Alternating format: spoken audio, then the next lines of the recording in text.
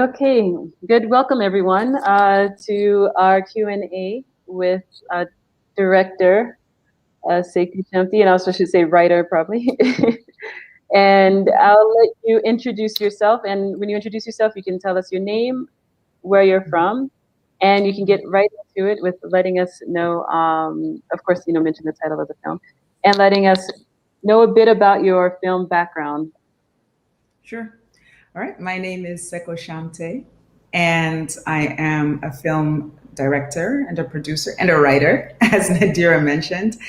And I directed Binti, which is a story that is just so close to my heart. And it's my second feature. My first feature, Homecoming, came out in 2016. And we started working on Binti in 2019.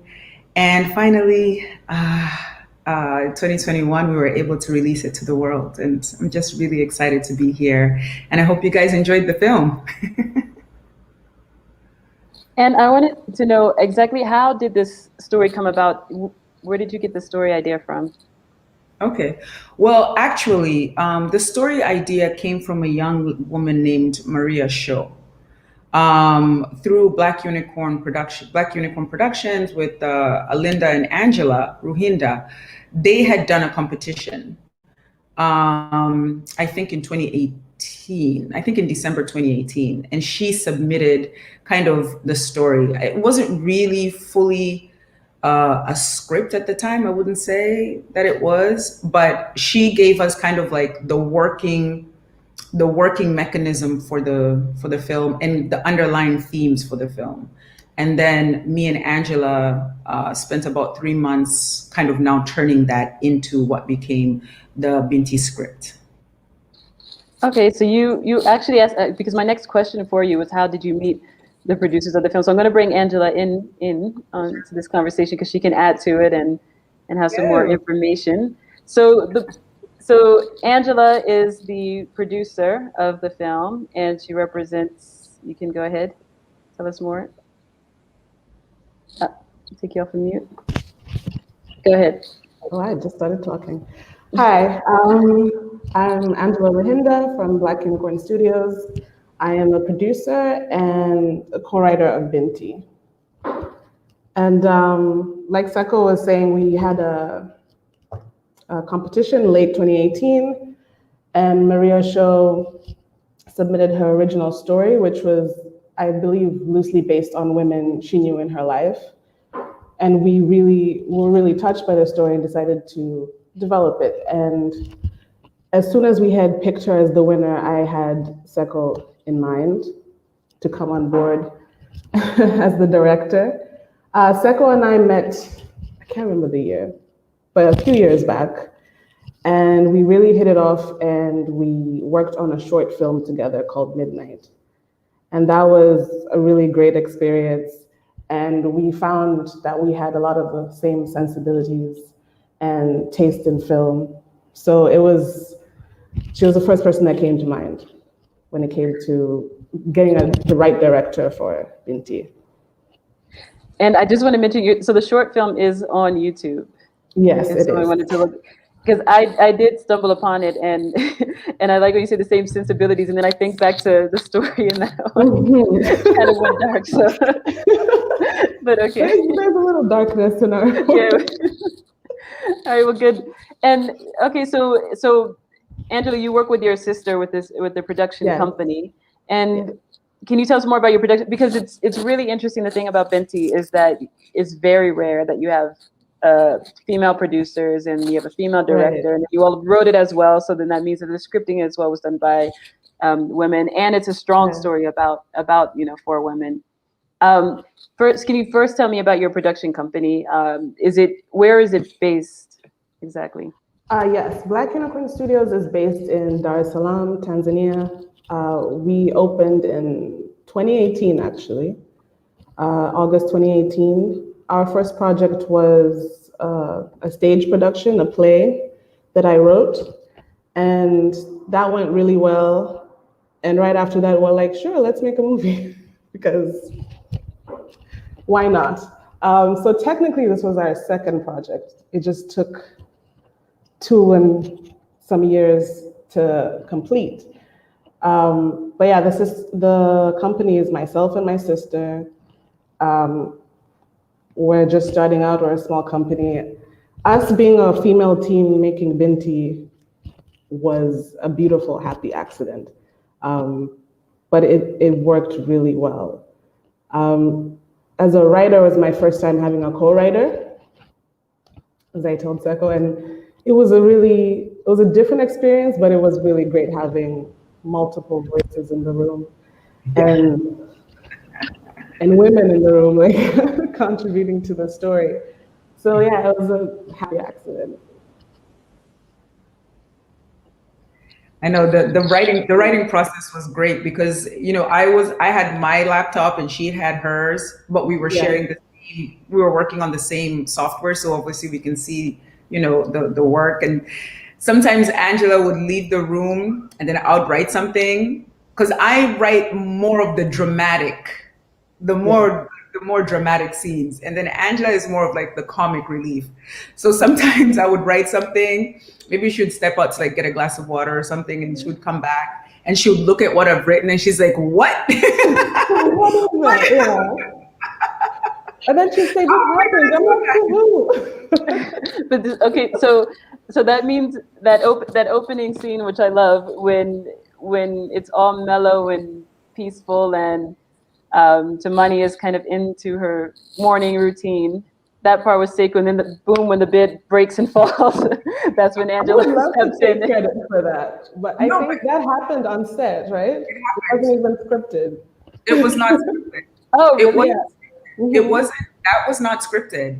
And me and Justin, the cinematographer, when we did our first take, that bed actually did break. It Hmm. just and we just thought it was so hilarious. And I'm like, if your day starts like this is like the perfect way to start the movie. So then we Yeah. actually did a few more takes and then we kept it.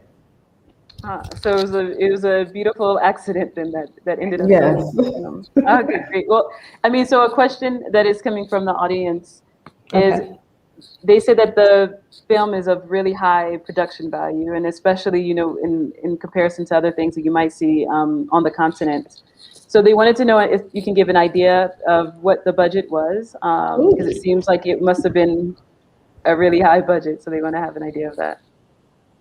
Um, I You mean, know, by Hollywood standards, it's not a high budget at all, but for an African production, yeah, a little on the higher end. I can't give yeah. exact figures, but it's in dollars. But the I thing can is, say though, that much. the thing I would like to point out is that when we walked into pre-production, I was like, look, the motto is beg, borrow, steal. Okay. Hmm. So a lot of what you see, I mean, even some of the locations, this is making phone calls. This is, asking friends, like, can we use this? Yeah. You know, some of the scenes, like we kind of had to shoot them slightly on the fly. Some of them were happy accidents. So it Hmm. wasn't, so it was, yes, we had a really good budget for the 21 days in which we shot, but we were also really working the phones, talking to people, like, Yeah. can we use that? And we have so much generosity, honestly, around us. People letting us shoot in their venues, shoot Yeah. in their bars, shoot in some homes as well. So we were really, really supported. So I think that, if you are an aspiring filmmaker, yes, I mean, of course, you need a pretty good budget to but don't be shy to call friends, call family, bother them, Yeah. borrow, beg, beg for that. I Yeah. think that the rocking chair that's in the nursery, that was, I mean, we got that from Angela's That parents, was, yeah. painted The it, and car, my mom's car. your mom's car. Like a So there, lot of favors, yeah. yeah, so there was also a lot of that. You mentioned some of the homes, however, that you borrowed, and the homes in the film are remarkable. There's a lot of beautiful homes in there. So that must mean you have some good connections. I guess is that where was this shot exactly? Where were these homes and everything? Oh, Everywhere. We were everywhere. all over Dar es Salaam, like Right. from downtown to the outskirts. The outskirts. Um, If we yeah, have people who live in Dar, then Angel and Ima's home was shot in Ununio. Stella and Ben's home was shot. What's this place called? In Oyster Bay. yes. Um, and the final chapter, their home, we shot that in Mikocheni.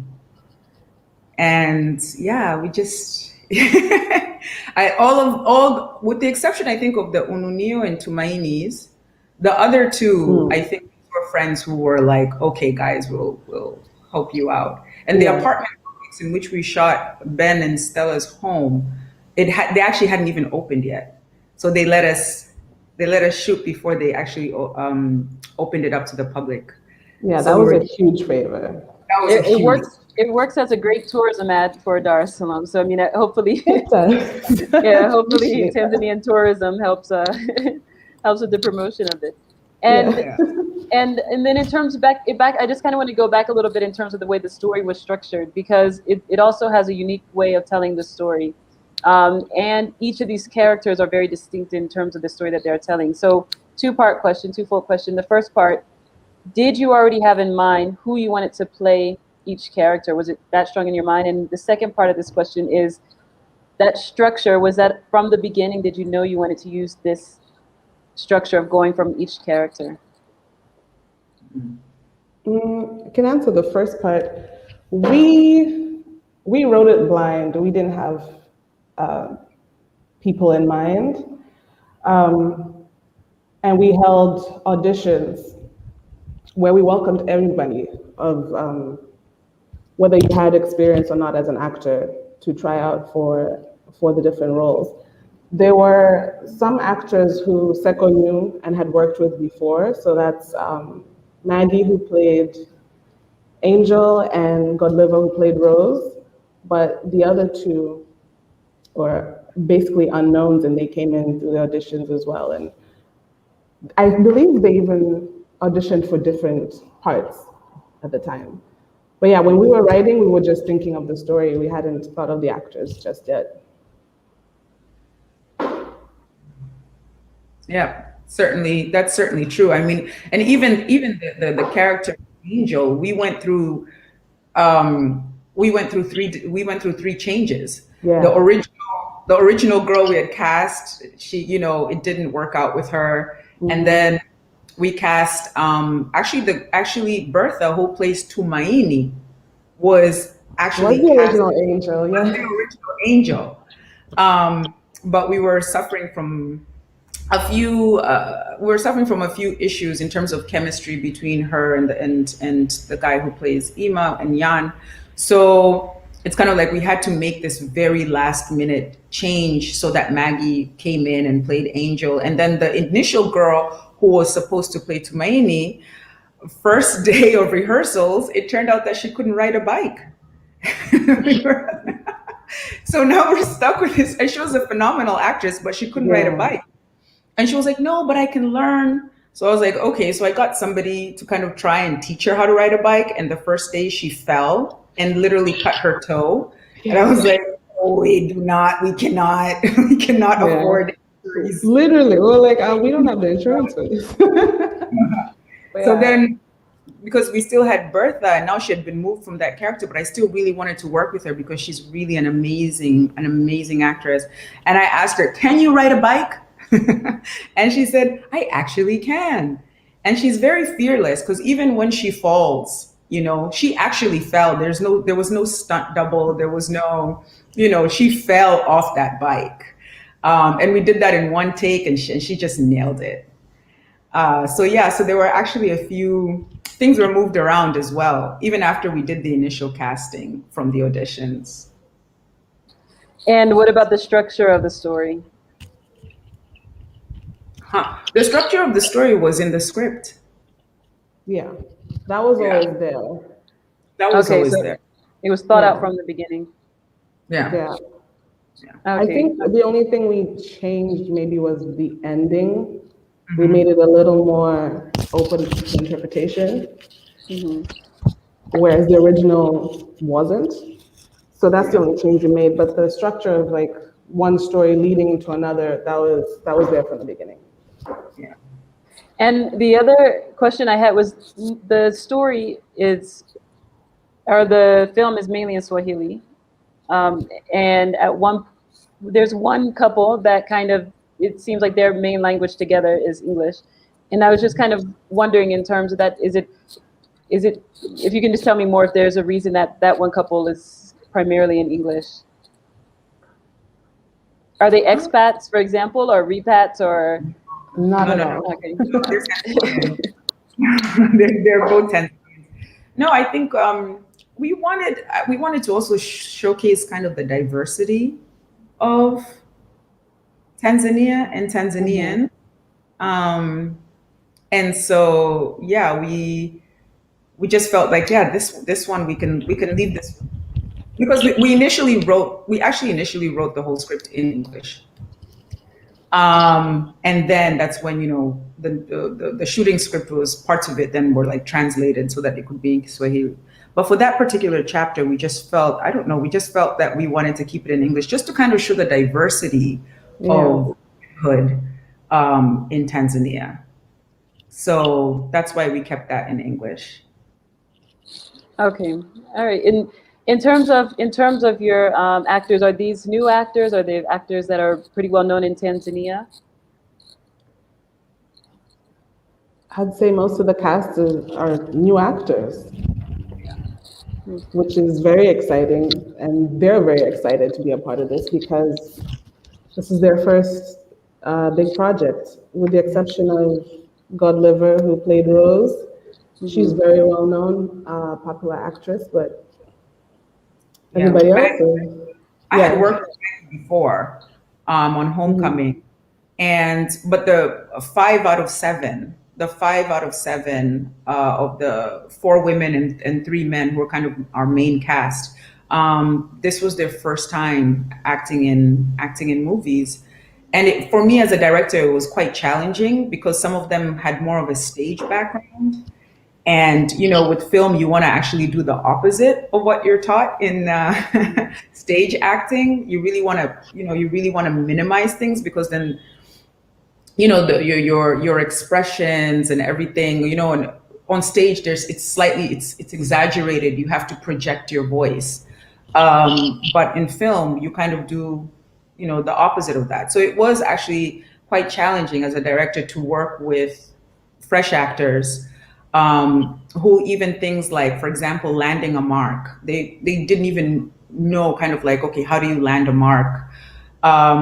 With the exception, like I said, of Godlivo, who understands the lingo, understands the processes, and even just for them to really understand how rigorous it is to be on a film set, how long the hours are, and the downtime. Because when you're a stage actor, you go and you do your performance, and Yeah. it's like you're done for the day.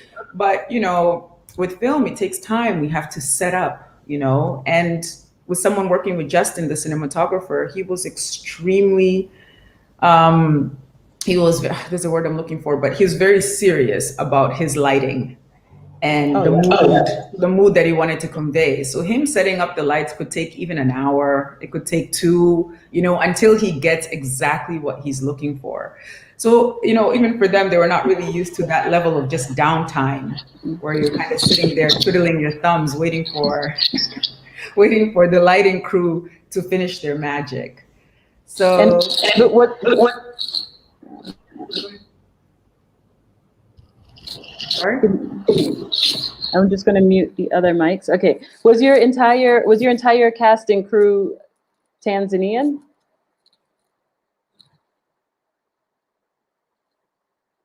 The majority, oh, the majority were, with the exception of my first AD. I usually work with the same first AD, a gentleman from Zimbabwe named Blessing Hungwe. He's always my right hand.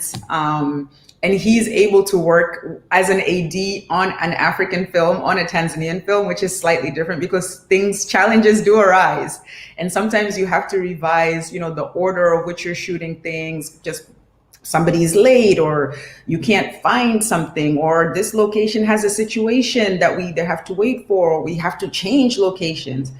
And our sound guy was David Jalenga. He's Kenyan. And Justin is American. He's from LA. But the rest were all Tanzanians. Okay. And recently the film, I'm just going to mute you again. Okay. And recently the film was released in Tanzania. And it would be good if you all can speak on that. How was it received?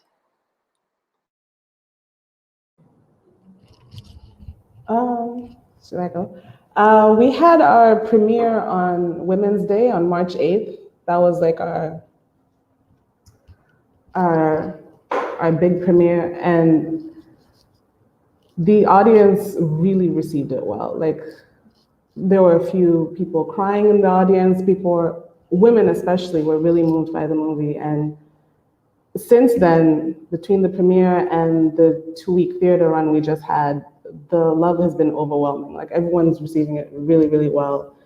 And I think they're proud to have a film like Binti out. It's been really great.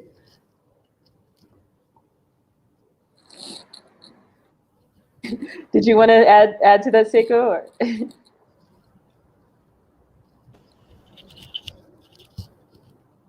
It's been overwhelming. Like Angela said, I'm an emotional person. So, I'm really emotional. So when I saw people crying, like when we were at the premiere, I never sit inside. I don't like, I'm just too nervous to sit inside and watch a movie that I directed with, other people. So I always sit outside. And I just remember I was sitting outside waiting for everybody to watch it. And then 30 minutes into the movie, one woman came out and she was shaking and she was crying. And, of course I started to cry too, because, I'm an emotional person.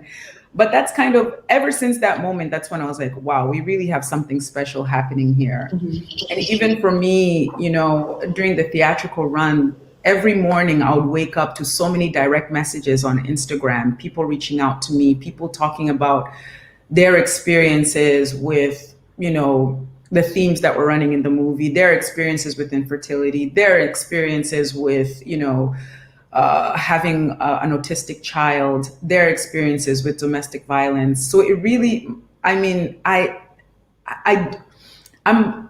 just, I'm really, really incredibly overwhelmed by, how bonded I feel to my womanhood right now. Like, in a way that even 2 years ago, I was, me and Angela talk about this all the time. I always used to really, whenever I'd approach my movies used to skew very masculine. If you look at my filmography, and, I didn't realize that doing a movie about women would also really touch me so much as well, and really think about energetically how I move in this world and tap in more into my feminine energy and use that. So yeah, it's been overwhelming. And a film like this, is this something that normally comes out of Tanzania? Like, can you tell us a bit more about the production in Tanzania? Do you have a large production culture there? Like, how often can we actually see a Tanzanian film?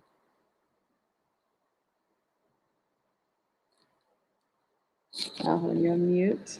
Okay, go ahead. I would say of this caliber, maybe once a year, I would say, in Tanzania, once a year. There are also some other phenomenal filmmakers who are working in this space who are also really doing really well. They've been going to international film festivals as well.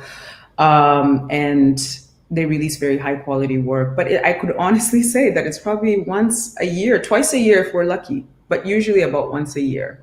If I was to average it out over the past 10 years, it would be once a year.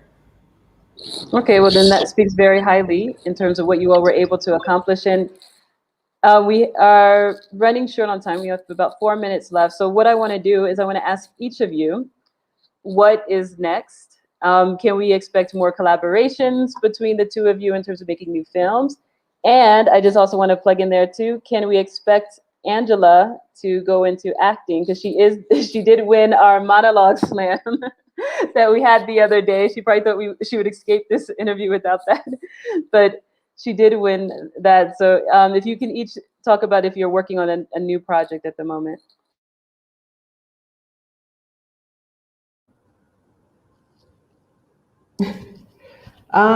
Thank you for the plug. I wasn't expecting that. The Monologue Slam that's a great event. I didn't know what to expect, but I saw some really great talent in there, and thank you for picking me.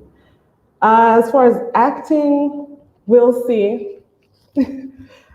But we're still on the road with Binti, hoping to get into other festivals and get more eyeballs on it. So we're married to Binti for a while. But I am writing other projects.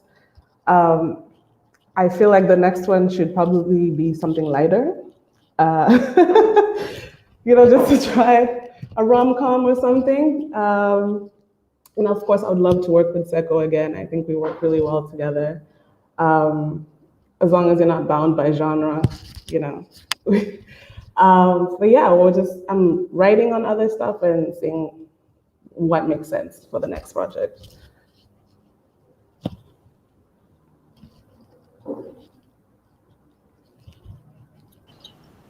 And Seiko, go ahead. Oh yeah, I mean, I have a bunch of scripts. I mean, even Angela knows. I think I've shared some of them with her as well. There's one that it's in my bones. I really want to do it. It's a horror. It's a short, and it's a horror. And I wrote that a couple of years ago, and that I would be so excited to do that because then that I've never done a horror in my life, and I feel like this would be the perfect time to try something new. As per what Angela said, in terms of the next project being lighter, I always lie to myself that I'm going to do a lighter project, and then I just keep finding myself in like all of these like heavy themes. But definitely, I mean, a rom com. I mean, there's stuff that me and Angela have discussed. We kind of have like a slight sketch of one that would be a lot of fun to do in Tanzania as well. So I think we're both writing, and we're kind of like sifting through ideas. But for right now, like Angela mentioned, like we are married to Binti. We want as many people as possible to watch it. So I mean, I think for us, that's kind of where our heads are at right now. Okay, all right, great. Well, thank you all very much for joining us. It was great having your film in the festival. I seen from the audience a lot of great comments. Look, you left some of them in tears. So, but we would like to thank you all. If anyone in the audience wants to continue the conversation or speak with each other, you can go to the networking hub, and we have some more films lined up for today. And Binti will also be on VOD. If you missed the live premiere of it, it will be on VOD on the platform until Sunday night when the festival ends. So thank you guys. Bye.